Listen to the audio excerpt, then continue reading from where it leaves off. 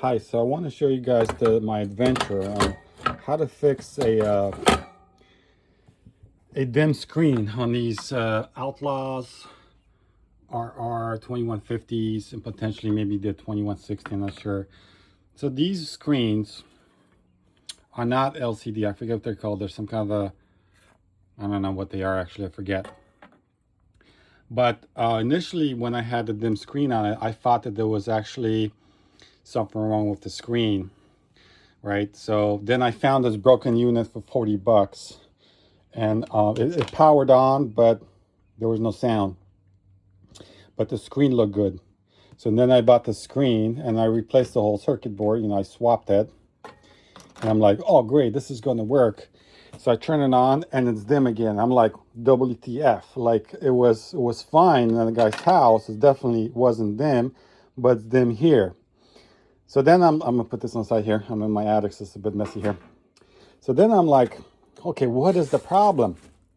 And I started looking at this. So we have our main circuit board, right? This is the audio preamplification, amplification. Here's your transistors.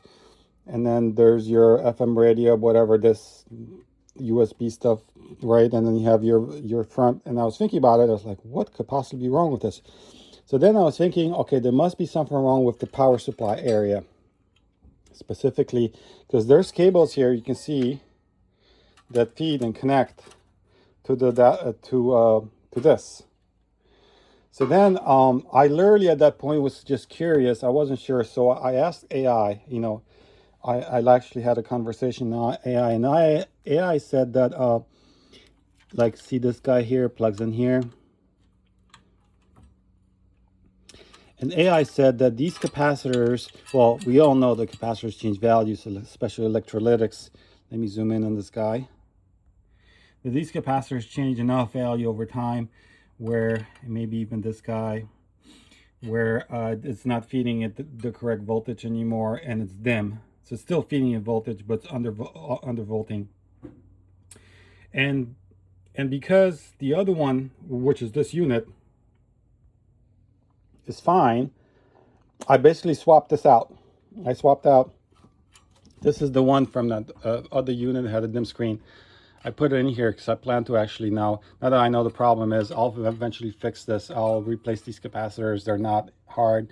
And then I also will fix whatever is wrong with on the audio board and make this one work as well. But basically, once I swapped out the